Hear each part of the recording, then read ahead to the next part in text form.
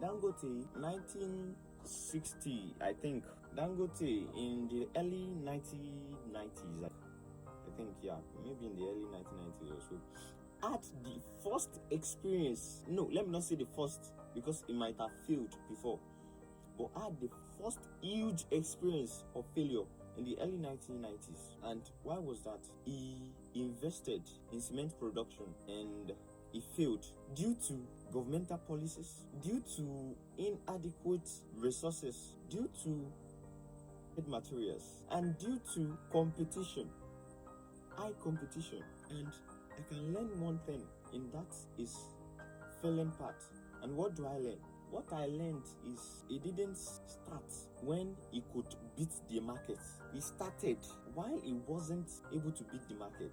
He started as a person who failed to see the game in the market, to see how the market is being played, to see how things is being run in the market. He wasn't happy, but despite his failure, he didn't retreat. He didn't give up. He learned from his failure. He re-strategized. That is, despite his failure, he didn't give up. He rests, then picked up his hustle again. He rests. That strategizing is a time of him resting. It's a time of him thinking of what to do, how to beat the market. It's a time of him studying his lapses. It's a time of him reflecting his own ways, meticulously checking out all places he has failed out. And what? He learned all his lessons and he came back better, bigger, and stronger.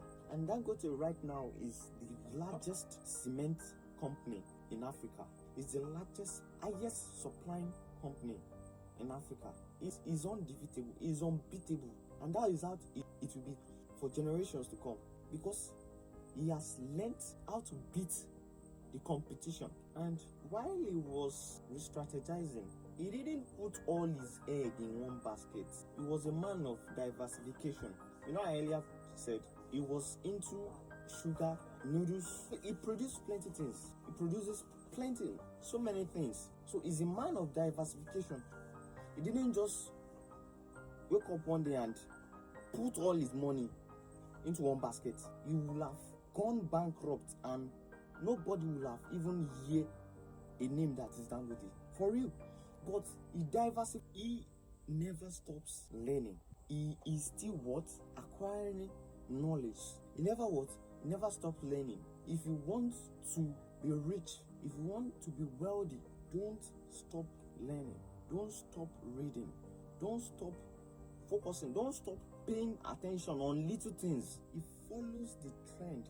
He's following the trend of things. In the 90s, it was food, because his uncle, who was Dantata, his own major source of wealth was basically on kola nuts and all this agricultural produce. But we see that in this dispensation we are, things are changing and technology is taking up everything. So when you are reigniting your passion, try to move with the trend.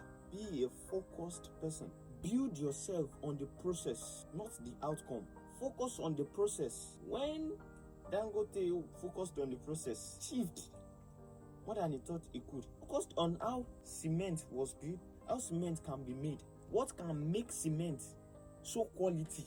He focused on what kind of market people need, what kind of cement people need, and he focused on where. He focused on how, he focused on what, and he focused on where.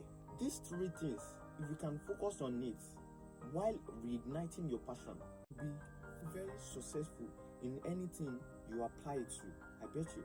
If you focus on how, if you focus on what, if you focus on where, these three things is very important in reigniting your passion. Those passion that has been dead in you, those dream that has been choked by consistent burnouts of energy, those dreams that have died due to non-enablement of fueling on your journey, you can resuscitate them by resting, focusing on the process and not the outcome, and then knowing why you started. Your motivation, your inspiration is what matters. Take these three things into action and see your life changing. Peace.